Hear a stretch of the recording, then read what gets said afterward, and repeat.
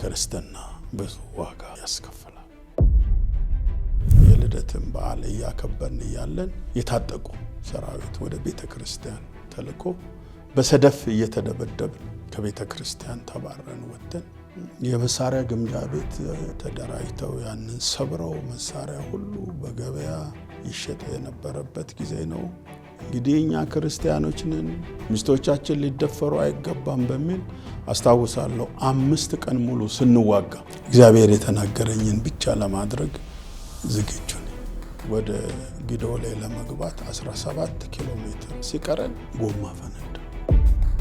የመኪና ጎማ ብሎ ሲፈነዳ በዚህም በዛም ጥይት እየተኮሱ መጡ። ከሌ ቄስ ከሌ ወንጌላዊ ከሌ እያደረገ ያለው ነገር ትክክል አይደለም። የአሁኑ ወጣቶች ቤተ ክርስቲያን እየገቡ አይደለም። የጥፋት ልጅ በምድራችን እንዳይበዛ የህይወት ትርጉም እንዳለ ያወቅኩት ጌታን ካገኘሁ በኋላ ነው።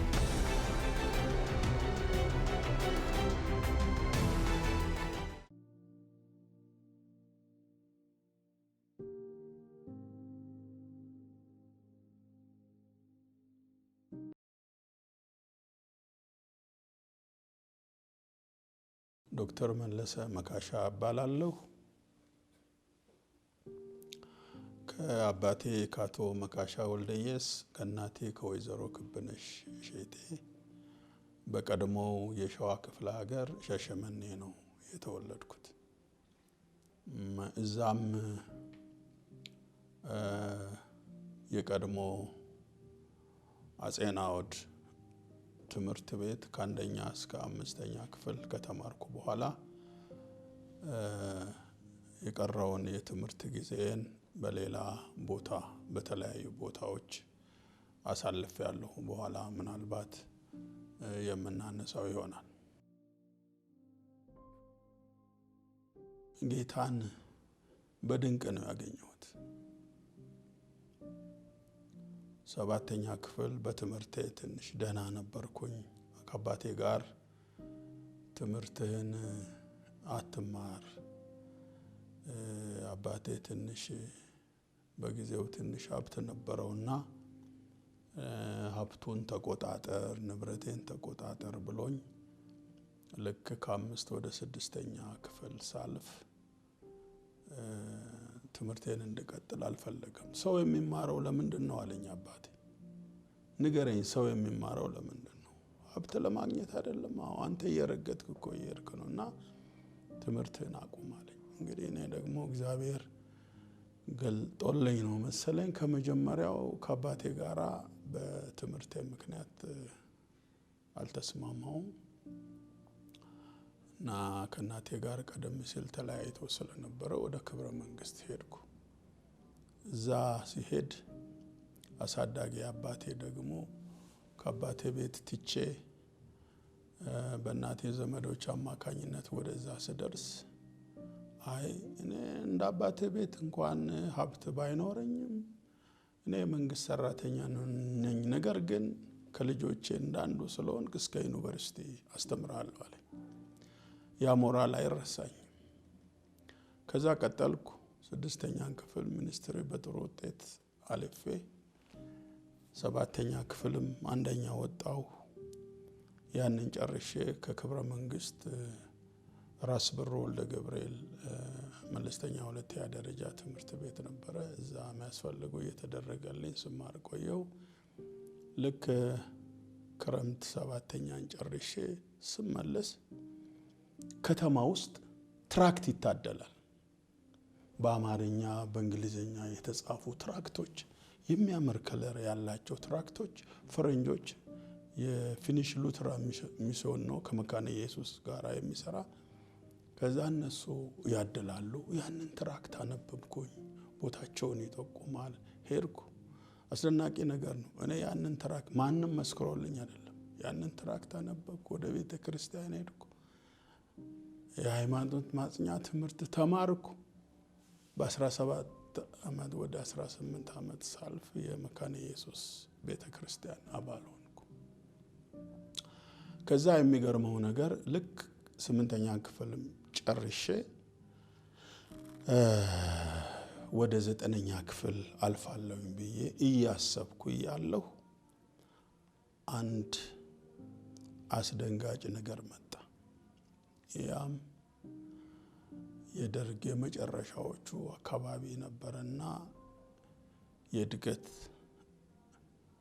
በህብረት የእውቀትና የሥራ ዘመቻ የሚል በ1967 ዓመተ ምህረት እንደኛ አቆጣጠር ታወጀ።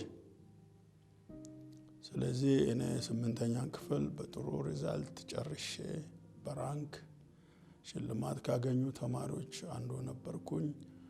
ወደ 9ኛ ክፍል አልፋለሁ ስል እድገት በህብረት ስለታወጀ ትምህርቴን አቆምኩ። ትንሽ አዘንኩ። ከዛ እምነቴን ቀጠልኩበት። መጽሐፍ ቅዱስን ማጥናት፣ የተለያዩ መንፈሳዊ መጽሐፎችን መማር፣ ከወጣቶች ጋር ሄጄ መጸለይ፣ በዛ እየተጽናናው እያለሁ በጊዜው እንግዲህ በእኛ ጊዜ 7ኛ 8ኛ ከደረስክ ትንሽ እንግሊዘኛችንም ደህና ነበርና ፈረንጆቹ ያለ ስራ እንደነበርኩ ካየው በኋላ አስጠርተው የመሰረተ ትምህርት አስተማሪ ሁን አሉኝ። እዛ ግቢ ውስጥ የፊኒሽ ሉትራን ሚስዮን ከመካነ ኢየሱስ ጋር እዛ ሻኪሶ ላይ እንደጀመሩ በ55 ብር የመሰረተ ትምህርት አስተማሪ ሆኜ ተቀጠርኩ። በ18 ዓመቴ በ18 ዓመቴ ስቀጠር 21 ዓመት ያልሞላው ሰው ቅጥር አይፈጽምም ነበርና ምን እንደማደርግ ግራ ገባኝ።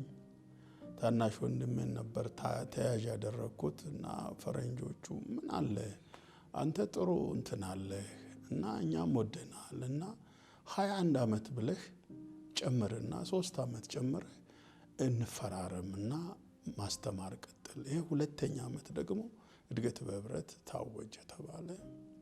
እሺ አልኩ። ከዛ ቀጠልኩ። እንደዛ ያልኩኝ በ1969 ዓመተ ምህረት ከባለቤቴ ከወይዘሮ መስታወት ነጋሽ ጋር ተጋባን። 4 ልጆች ወልደናል። 2 ወንድ 2 ሴት። የመጀመሪያው ልጃችን አቶ ዮናስ መለሰ ይባላል። 2ኛው ዶክተር ቶማስ መለሰ፣ 3ኛዋ ሲስተር ዮሐና መለሰ ትባላለች፣ 4ኛዋ ሊያ መለሰ ይባላሉ። የልጆቼ ስም ሁሉ የተወሰደው ከመጽሐፍ ቅዱስ ነው። በዛን ጊዜ የደርግ መጨረሻ ጊዜ አስቸጋሪ በሆነበት ጊዜ ብዙዎች ክርስቲያኖች ጓደኞቼ ሳይቀሩ ከፍርሃት የተነሳ ልጆቻቸውን ግማሹ ዘመቻ፣ ግማሹ አምራች እንደዛ ያሉ ስም ይሰጡ በነበረበት ጊዜ እግዚአብሔር ትልቅ ጽናት ሰጥቶኝ ስለነበረ ከማይጠፋ ዘር ነው ልጆቼም ስማቸውን ያወጣሁት። ከዛ እንግዲህ ትምህርት ቀጠልኩ። ብዙ ጊዜ ደግሞ ውጭ ሀገር ነው እግዚአብሔር እድል ሰጥቶኝ የተማርኩት። በዚህ ሁሉ መካከል ብዙ ቻሌንጆች አሉ። በኢትዮጵያ ወንጌላዊት መካነ ኢየሱስ ቤተክርስቲያን ነው ብዙ ረጅም ጊዜ ነው የሰራሁት። ከልጅነቴ ጀምሮ ቅድም እንዳልኩት በአስተማሪነት፣ በትምህርት ቤት ዳይሬክተርነት፣ በክፍል መሪነት፣ በጊዜው በነበረ የደቡብ ኢትዮጵያ ሲኖዶስ ምክትል ፕሬዝዳንት ፖዚሽን ደረጃ ሰርቻለሁ። የመለስተኛ 2ኛ ደረጃ ትምህርት ቤት ርዕሰ መምህር ነበርኩ፣ ይርጋለም መካነ ኢየሱስ የሚባል ቦታ ላይ። ከዛም ደግሞ የሆስፒታል አስተዳዳሪ ሆኜ ሰርቻለሁ። የአርባ ምንጭ ተግባራት ትምህርት ቤትም አስተዳዳሪ በኋላም ዳይሬክተር ሆኜ ሰርቻለሁ። ወደ አዲስ አበባም ከ20 ዓመት በፊት መጥቼ የኢትዮጵያ ወንጌላዊት መካነ ኢየሱስ ቤተክርስቲያን የመካኒሳ ያለው ሰሚናሪ የአስተዳደርና ፋይናንስ መምሪያ ዳይሬክተር ሆኜ 4 ዓመት ከሰራው በኋላ እዛው ደግሞ ኮሌጅ አለ የማኔጅመንት ሊደርሺፕ ኮሌጅ ፕራክቲካሊ ደግሞ ብዙ ዘመን ባስተዳደር የቆየው ስለሆነ ለወጣቶች ማስተማር አለብኝ ብዬ ከአስተዳደር ስራ በራሴ ሪዛይን ካደረኩኝ በኋላ ማስተማር ጀመርኩኝ የማኔጅመንት እና ሊደርሺፕ ያስተማርኩ ቆየው ከዛ ወደ ውጪ ደግሞ ፒኤችዲ ለመስራት ሄድኩኝ እዛ ሰርቼ መጣው በቃለ ሕይወት ቤተክርስቲያን በቃለ ሕይወት በኢትዮጵያ ቃለ ሕይወት ቤተክርስቲያን ዴቨሎፕመንት ኮሚሽን ውስጥ ደግሞ አድቫይዘር ሆኜ የኮሚሽነሩ እዛም ስሰራ ነበር ለተወሰኑ አመታት ከዛ ደግሞ ወጥቼ በህፃናትና የቤተሰብና ህፃናት ሁለገብ የልማት ድርጅት ውስጥ በአስተዳደርና ፋይናንስ መምሪያ ዳይሬክተርነት ወደ 6 አመት አካባቢ ሰራው በእነዚህ ጊዜያቶች ሁሉ ፕሮፌሽናል ስለሆንኩ ደግሞ ያው ተማሪዎችን የማስተርስ ተማሪዎችን ከፒኤችዲ ከወሰድኩ በኋላ ወደ 101 ማስተርስ ተማሪዎችን አድቫይዝ አድርጌ ሰክሰስፉሊ ያስጨርሻለሁ በቅርቡም ደግሞ ከገሊላ ኢንተርናሽናል ሰሚናሪ ወደ 7 የሚሆኑ የክርስቲያን ሊደርሺፕ ፒኤችዲ ተማሪዎችን አድቫይስ ያደረኩ ሰክሰስፉሊ በዛ ረድቻለሁ አሁንም በዛው አይነት እየሰራው ነው ያለሁት በዚህ ጎን ከዚህ ጋር አብሮ የሚሄድ በትልቁ ጌታን አገለግላለሁ ብዙ ቦታ ጌታን አገለግላለሁ በመካነ ኢየሱስ ቤተክርስቲያን ብዙ ቦታ በቃለ ሕይወት በመሰረተ ክርስቶስ በሙሉ ወንጌል ቤተክርስቲያን ጥሪ ሲደረግልኝ ብዙ ቦታ አገለግላለሁ ጌታን ከማግኘቴ በፊት የህይወት ትርጉም ከመማር ከማንበብ ሜዳዊ የሆነ ስርዓት ከማየት በስተቀር የህይወት ትርጉም እንዳለ ያወቅኩት ጌታን ካገኘው በኋላ ነው ደግነቱ በልጅነቴ ብዙም ብዙ ችግር ውስጥ ሳልገባ ነው ጌታን በ17 አመት ማግኘት ማለት መታደል ነው እና ወዲያው ነው የህይወት ትርጉም የገባኝ ጌታን ካገኘው በኋላ በጣም ደስተኛ ነኝ ሁሉ ጊዜ መጽሐፍ ቅዱስ ማንበብ መጽሐፍ ቅዱስን ለበርካታ ጊዜ ከጫፍ እስከ ጫፍ ለማንበብ ችያለሁ እጸልያለሁ መንፈሳዊ ፕሮግራም ባለበት ቦታ ሁሉ ሲሄድ ህይወቴ ይባረካል እና እግዚአብሔር በልጅነቴ ስላገኘኝ ክብር ለእርሱ ይሁን እኔ እንግዲህ ከፋናቲክ ከሆነ ከኦርቶዶክስ እምነት ካላቸው ቤተሰብ የተገኘው ነኝ ይገርማል ትራክቶችን አነበብኩ ከዛ መጽሐፍ ቅዱስ ማንበብ እንዳለብኝ እዛ ላይ ጋይዳንስ ነበረ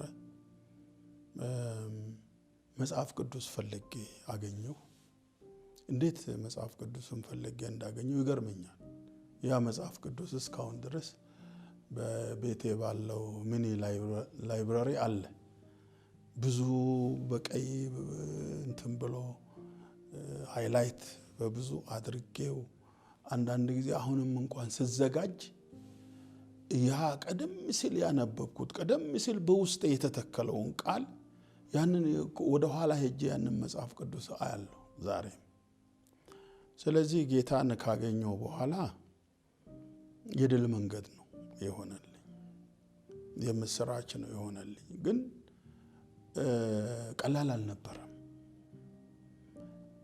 ለምሳሌ በ1972 ዓመተ ምህረት የአርባ ምንጭ ተግባረ ትምህርት ቤት ተማሪ ሆኜ ያለው 1972 ዓመተ ምህረት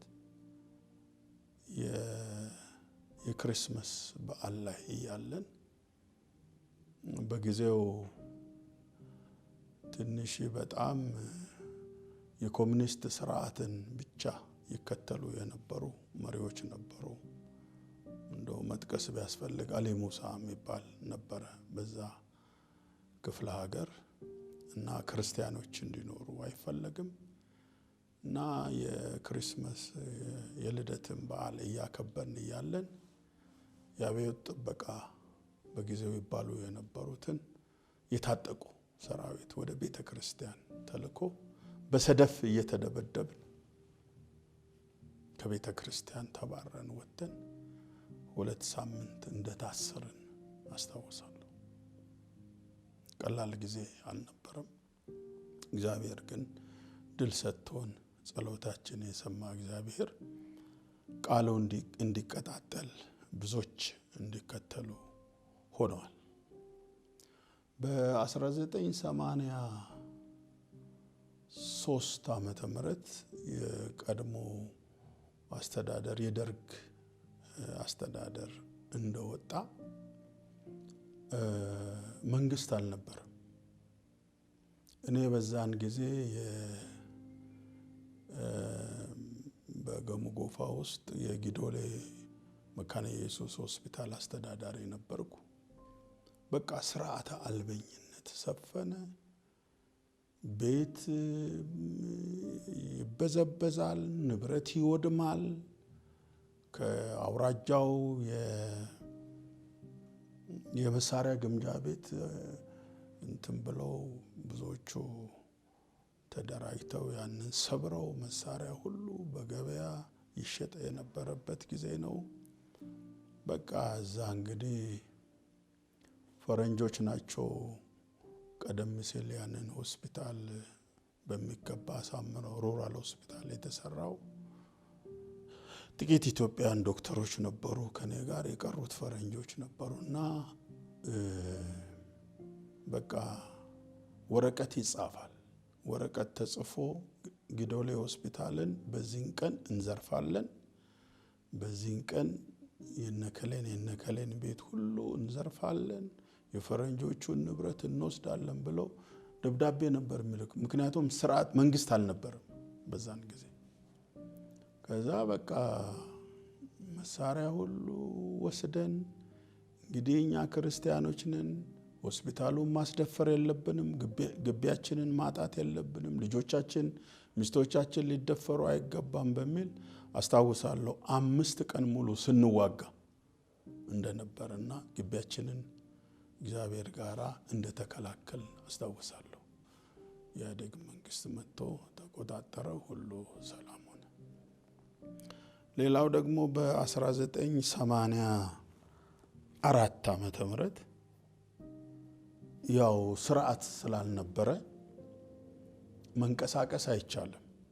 አሁን ጊዶሌ ያልኳችሁ ሆነ የሆስፒታል አስተዳዳሪ የሆንኩበት ከአርባ ምንጭ 57 ኪሎ ሜትር ይርቃል።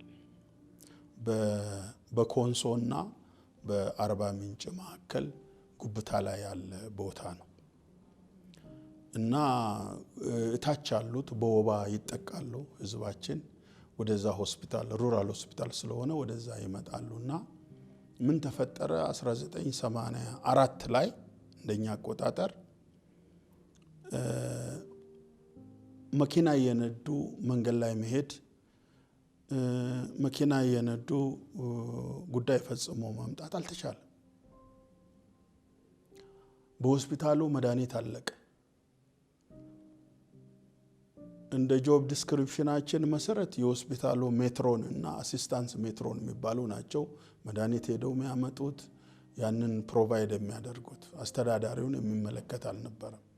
ነገር ግን ፈረንጆች ናቸው፣ እነሱ መሄድ አልቻሉ። አሁን ምን ይሁን? የወባ ክኒን ሳይቀር አይቢ ፍሉድ ምናምን ሁሉ ጠፋ። ብዙዎች ደግሞ ታሞ ይመጣሉ።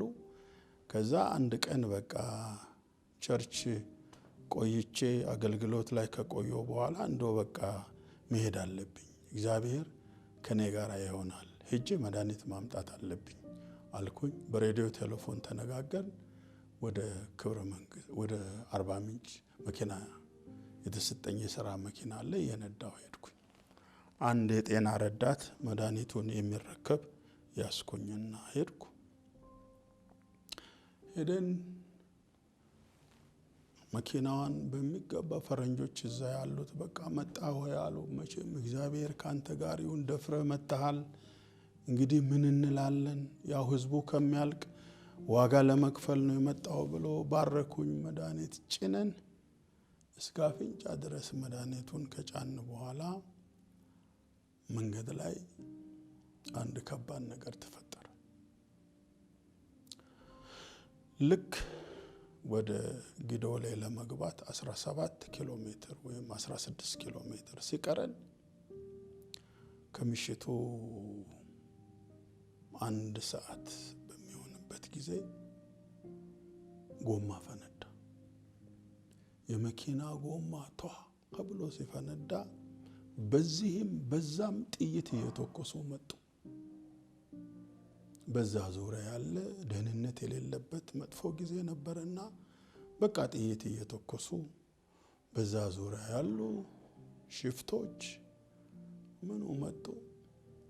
ከዛ የኛ የመካነ ኢየሱስ መኪናዎች በዛን ጊዜ አደጋን ለመከላከል በመኪናው ግራና ቀኝ ትልቅ መስቀል ያለበት የመካነ ኢየሱስ መኪና ንብረት መሆኑን የሚገልጽ በግራና በቀኝ አለ።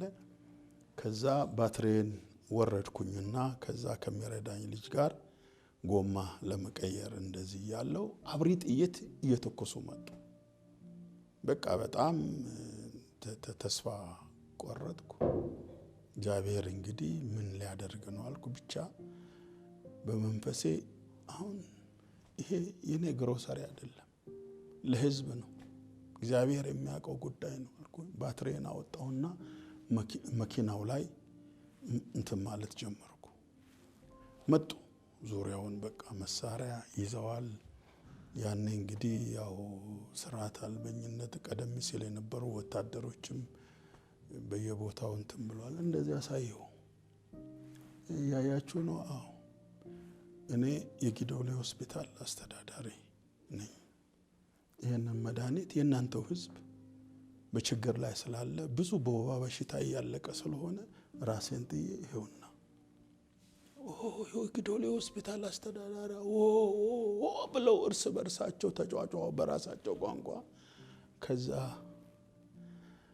ጎማውን ቀስ እያልኩ ማሽከርከር እየፈራው ማሽከርከር ጀመር። ከዛ መተው በመዋጋት ፋንታ ጎማዬን ስቀይር ረተውኝ፣ በሰላም ሂድ አንተማ የኔ የምትሰሩትን ስራ እናውቃለን፣ የቤተ ክርስቲያን ስራማ ለኛ ትልቅ ተገን ነው ብለው በሰላም እንዳሰናበቱኝ አስታውሳለሁ። እግዚአብሔር ከኔ ጋር ስለነበር እግዚአብሔር ከዛ ክፉ እንዳዳነኝ አስታውሳለሁ፣ አይረሳኝም። በ1988 ዓመተ ምህረትም እንደዚሁ አርባ ምንጭ ላይ ትልቅ ኮንፈረንስ አዘጋጅተን ያለን ያው በሌላ በኩል የነበሩ ሰዎች ታቦት የሚወጣበት ቦታ ላይ እነዚህ ጴንጤዎች አርክሰዋል ምናምን በሚል ታቦት ሁሉ ተሸክመው ወጥተው ከፍተኛ ሩምታ ድንጋዩ ምኑ ሁሉ ስቃይ ከነ ቤተሰቤ እዛ ነበርኩ። እዛ ለስራ የነበረኝን መኪና በቃ በድንጋይ አደቀቁት። እኔም ተፈነከትኩ። ብዙ ደም ፈሰሰኝ። ሆስፒታል ገብቼ ጭንቅላቴ ሁሉ ተሰፍቶ ከዛ መሞት እንደኛለሁ። እንግዲህ ጌታን በመቀበል የደረሰብኝን ፈተና የተቃቀስኩ ይመስለኛል። ክርስቲያን ሆነህ በኮሙኒስት ስርዓት ውስጥ መመላለስ አስቸጋሪ ነው። እግዚአብሔር ይመስገን እንኳን ማለት ይከብዳል። ትምህርት ቤት ስናስተምር አንዳንዶች ልባቸው የተሰረቀ ከቤተ ክርስቲያን ደሞዝ ያገኙ በደርግ ጊዜ ሌላ አይዲዮሎጂ ውስጥ ገብተው የነበረ ተማሪዎች እንኳን እግዚአብሔር ይመስገን እንዳይሉ ይከለክሉ ነበር። በዛ ውስጥ ብዙ ፋይት እናደርጋለን። ለምሳሌ እኔ ትምህርት ቤት ዳይሬክተር ሆኜ መጽሐፍ ቅዱስ ትምህርት ይሰጣል። በመካነ ኢየሱስ በደንብ አርቲኩሌትድ በሆነ ሁኔታ የተዘጋጁ የመጽሐፍ ቅዱስ ትምህርቶች ይሰጣሉ ከአንደኛ እስከ 6ኛ እስከ 8ኛ። እና ብዙ ጊዜ ይመጡና ይሄንን ትምህርት ሁለት አይዲዮሎጂ በአንድ ሀገር ውስጥ ሊካሄድ አይችልም አውጣ ይሉኛል። አላወጣም እላለሁ። ብዙ ጊዜ መታሰር፣ መንገላታት ብዙ በዛ ምክንያት ይደርስብን ነበር። ግን እግዚአብሔር አስችሎናል። ጥሩ ስራ ስለምንሰራ እግዚአብሔር ያሰፍርልን ነበር። የጌታ እርዳታ ብዙ ነው፣ እኛ ከምንገልጸው በላይ ነው። እዚህ ያደረሰኝ እግዚአብሔር ነው። ዛሬም እግዚአብሔር በሰጠኝ ህይወት በሰጠኝ ጊዜ እሱን ቦልድሊ ከማገልገል በስልጣን ከማገልገል ወደ ኋላ መልሰው አይደለም። በማመቻቸት አይደለም አይደለም፣ በሶሶ አይደለም ማገለግለው፣ በቃሉ ስልጣን እግዚአብሔር በሰጠኝ የቃል ስልጣን አገለግላለሁ። ለአንዳንዱ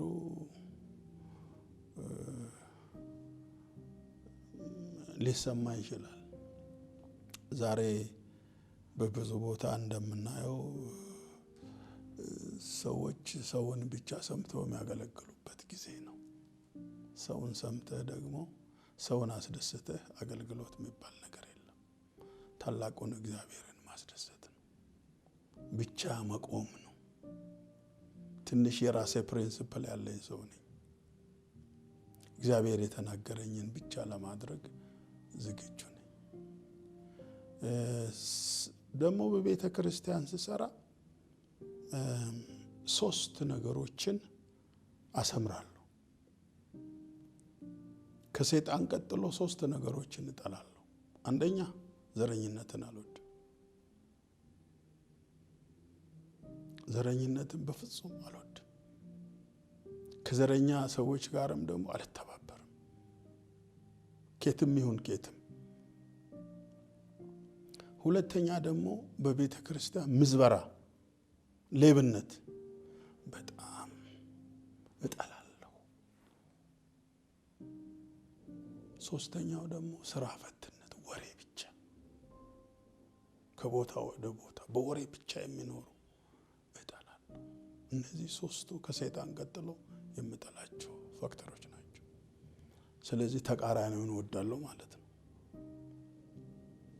የሥራ የሆኑትን እወዳለሁ፣ ታማኞችን እወዳለሁ፣ ሁሉን የሚያቅፉትን እወዳለሁ።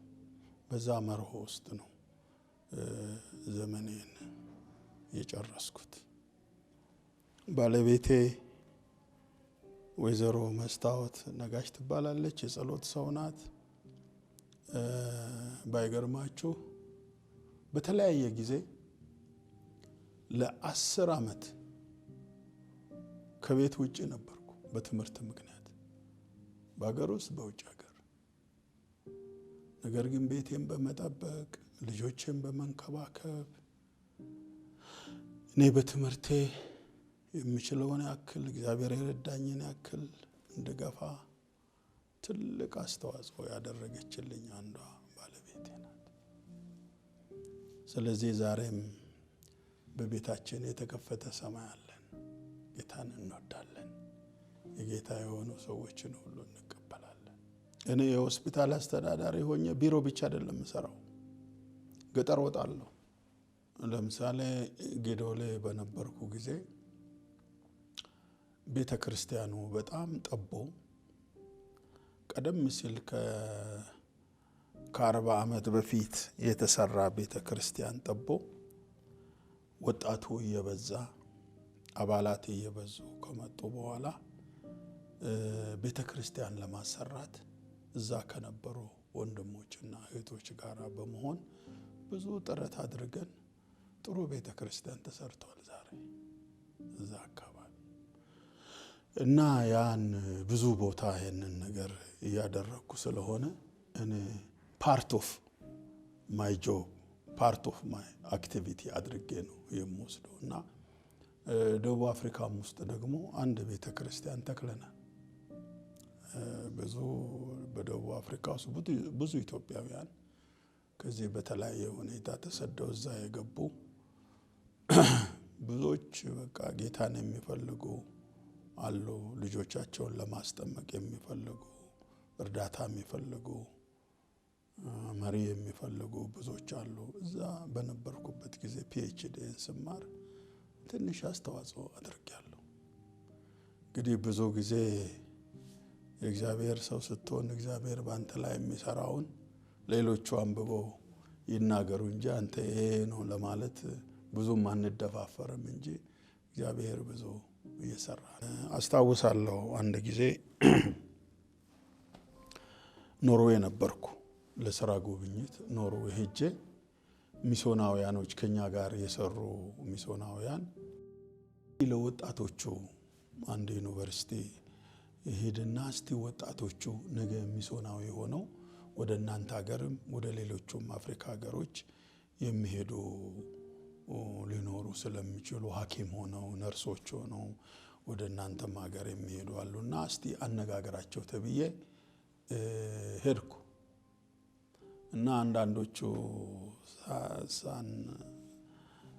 ሳናገራቸው የተለያዩ ቦታዎችን እኔ የሰራሁባቸውን ቦታዎችን ተቃቀስኩ። ከዛ አንዳንዶቹ ኢንተርኔት አክሴስ እንዳለ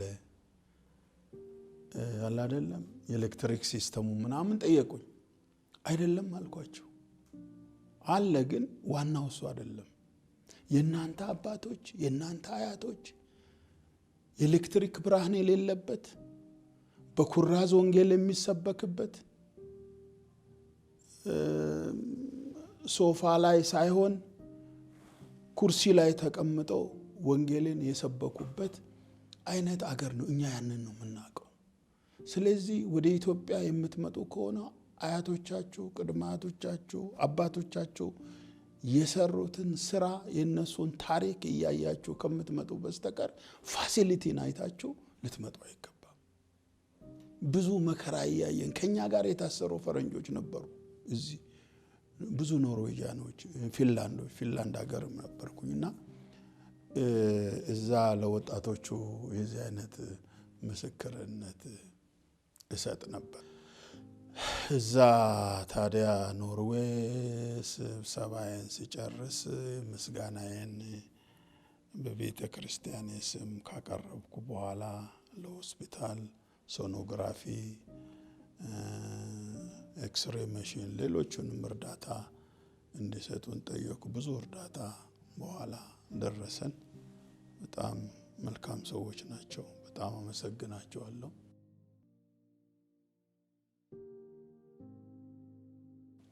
እኔ እንግዲህ ብዙ አልቆየው መንፈስ ቅዱስን ስሞላ።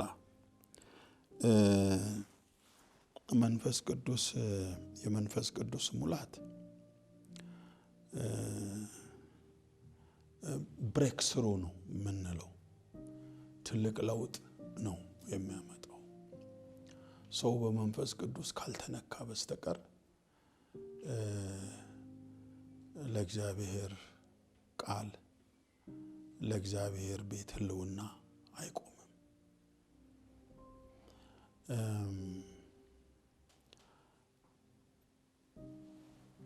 ትዝ ይለኛል በ19 እንደኛ አቆጣጠር በ1972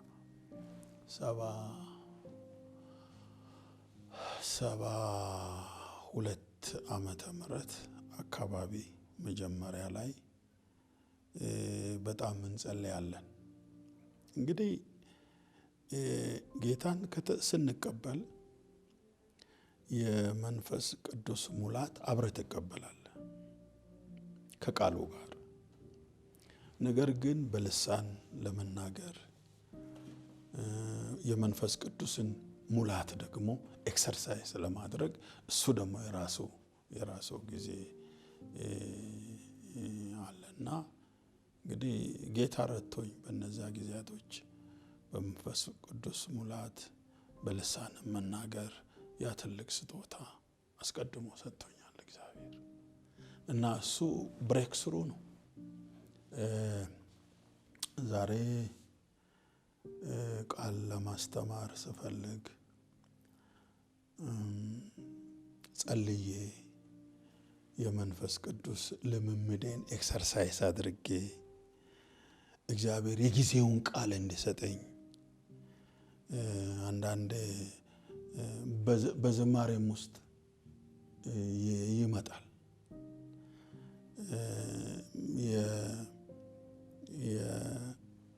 ስለ መንፈሳዊ እድገት ሳስተምር የፓስተር ተስፋዬ ገቢሶ በእውነት አሳድገን ጌታ ሆይ የሚል መዝሙር አለው። በእውነት አሳድገን ጌታ ሆይ። ሁሉ ጊዜ የመንፈስ ቅዱስ ልምምድህ ብዙ ነገሮችን ወደ አንተ ያመጣል። ስለዚህ ሁሉ ጊዜ ብቻዬን በልሳን ጸልያለሁ። ቢሮዬ ውስጥ ስዘጋጅ የመንፈስ ቅዱስ ኃይልን እለማመዳለሁ። ትልቅ ባለስልጣን እሱ ኃይለኛ የሚያደርገው ደግሞ የመንፈስ ቅዱስ ሙላት ሲኖረን ነው። ስለዚህ ሰው ሁሉ መንፈስ ቅዱስን እንዲያገኝ አበረታታለሁ ለጊዜ። ምክንያቱም ብሬክ ስሩ የሚኖረው ያ ነው። በሱ ቁጥጥር ስር ትሆናለህ። አንዳንዴ ቤተክርስቲያን ተዘጋጅቼ ገባና ማስታወሻ ጽፌ ተዘጋጅቼ ራይቲንግ ፓድን ይዤ መጽሐፍ ቅዱስን ይዤ ልክ ቤተክርስቲያን ገብቼ ያለው ልቆም ስል አይ ይሄንን መልእክት ለውጣለሁ። አንዳንዴ ያስቸግራል ሰው ለውጥ ሲለኝ ለውጣለሁ እና እሱ በውስጥ ያዘጋጀውን ሌላ መልእክት ሰብኬ የምወርድባቸው ጊዜያቶች አሉ እና ከመንፈስ ቅዱስ ጋር ልምምድ የጊዜውን ቃል እንዲሰጥህ ህዝቡን የሚጎበኝ እሱ ራሱ ቆሞ እግዚአብሔር እንዲያገለግል ስታደርግ የመንፈስ ቅዱስ ልምምድ ወሳኝነት አለው። አስታውሳለሁ በልሳን ስንጸልይ የጸለይን ገበያ ሁሉ ድረስ ስንሄድ አጋንንት ይንጫጫ ነበር። እኛ የመንፈስ ቅዱስ ኃይል በተቀበልንበት ጊዜ በእኛ ቤተክርስቲያን ችግር ነበር። ብዙ ተቀባይነት አልነበረው። ሁከት የፈጠርን እስከሚመስል ጊዜ ድረስ ነበር። ብዙ ቻሌንጆች ነበሩ። በኋላ ነው ቀስ በቀስ እግዚአብሔር ብዙዎቹን እየወረሰ ከመሪዎቹም ብዙዎቹን እያስነሳ ሲመጣ ነው ኤክሰርሳይሱ ያው ተቀባይነት እያገኘ ሄደው እንጂ በጣም ከባድ ነበር እና ሁከት ያስነሳን ይመስል ነበር በቤተ ክርስቲያን። ሁለተኛ እንደዚህ እንዳታደርጉ የተባለበትንም ጊዜ አስታውሳለሁ። እዛ ውስጥ ላለመግባት ብዬ ነው እና እኔው እግዚአብሔር ብዙ ወርሶናል፣ ብዙ ወርሷል። በአሁኑ ጊዜ ብዙ ከኛ ቀጥለው ያሉ ወጣቶች እግዚአብሔር ብዙ ዳርቻችንን አስፍቶልናል።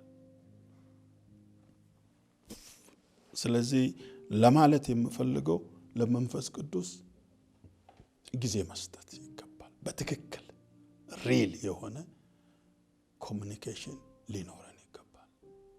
ከእግዚአብሔር ጋር ያለን ግንኙነት እየጠበቀ በሚሄድበት ጊዜ የመንፈስን ቅዱስን ኃይልና ጉልበትን እንለማመዳለን። እግዚአብሔር አሁን የእናንተን ጥሪ ዝም ብዬ አይደለም የመጣሁት። ብዙ እናንተ የመጀመሪያ ናችሁ። እኔ ሚዲያ ላይ ወጥቼም አላውቅም፣ አልፈልግም። ግን አሁን ልቤን ስለሞላ እንግዲህ እንደዚህ የምትጸልዩ እንደሆናችሁም አሁን ዛሬ ነው ያወቅኩትና እግዚአብሔር ወደዚህ ምሪት ስለሰጠኝ ነው የመጣሁት። ክብር ለእርሱ ይሁን። እንግዲህ ምንድነው ከእግዚአብሔር ጋር ያለንን ልምምድ ሁሉን ገልጸን አንችልም፣ አቅም የትኛውንም ያክል ብንማር የትኛውንም ያክል ብናገለግል ሁሌ እየተንቀጠቀጥን ነው እንጂ በፊቱ የምናገለግለው አይሆንም። ገዳይ በነበረ ስርዓት ውስጥ እንድንቆም ያደረገ አንዱ የመንፈስ ቅዱስ ጉልበት ነው። ምን አይነት ስፔሲፊክ እንደምትፈልጉ አላውቅም እንጂ እግዚአብሔር የመንፈስ ቅዱስ ኃይሉን ከሰጠን ያቆመናል። ፔሬድ። ስለዚህ እንዴት እሱ አሰራር አለው። እኔን ባቆመበት አቅጣጫ አንተን ላያቆም ይችላል። ስለዚህ የመንፈስ ቅዱስን መለማመድ ግን በእግዚአብሔር ቤት ወሳኝነት አለው። የመንፈስ ቅዱስ ኃይል ኖሯቸው የሚያገለግሉና ያለ መንፈስ ቅዱስ ጉልበት የሚያገለግሉ ተለይተው ይታወቃሉ። የእናንተን ኤክስፒሪየንስ አላውቅም። እኔ ቤተክርስቲያን ስገባ ጸልዮ በመንፈስ ቅዱስ ኃይል የሚያገለግል አገልጋይ እንደሆነ ባንዴ ለያለሁ። አለበለዚያ ዝም ብሎ አይደለ ሴሬሞኒ ሊያሟላ የመጣውንም ለየዋለሁ። ጉልበት ስላለ ውስጤ ስላለ ኃይል ስላለ። ስለዚህ መንፈስ ቅዱስ ማግኘት ለሁሉ ወሳኝነት አለው። መንፈስ ቅዱስ ያገኙና መንፈስ ቅዱስ የሌላቸው ተለይተው በውድቀታቸው ይታወቃሉ።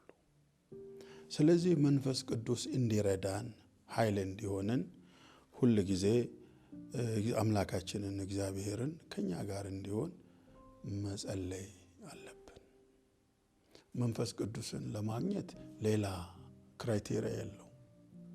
መጸለይ አጥብቆ መፈለግ ነው እና የመንፈስ ቅዱስ ሙላት ታሪክ ይሰራል። የመንፈስ ቅዱስ ሙላት አንድ ኤሌመንት ነው እኮ በቤተ ክርስቲያን አሰራር እንደ አንድ ኤሌመንት ነው የምናየው እንጂ ሁሉን የሚሰራ እግዚአብሔር ነው በራሱ አሰራር። ያንን ለማለት ነው።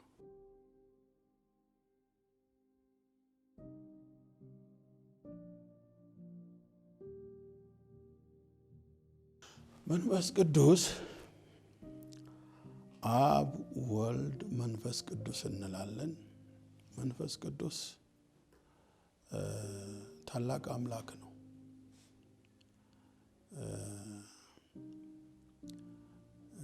መንፈስ ቅዱስን እኛ እንደ ከሶስቱ ሥላሴዎች አንዱ ስለሆነ የሚነጠል አይደለም። አምላካዊነት ኃይሉ፣ ደራሽነቱ፣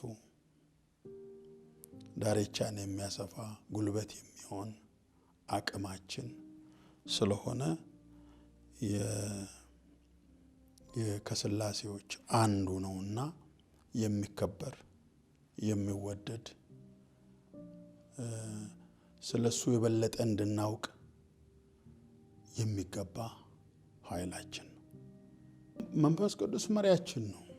መንፈስ ቅዱስ መሪ ነው። መንፈስ ቅዱስ ኃይላችን ነው። መንፈስ ቅዱስ ደግሞ አምላካችን ነው፣ የቤታችን። ስለዚህ የአብ ወልድ መንፈስ ቅዱስ እንላለን።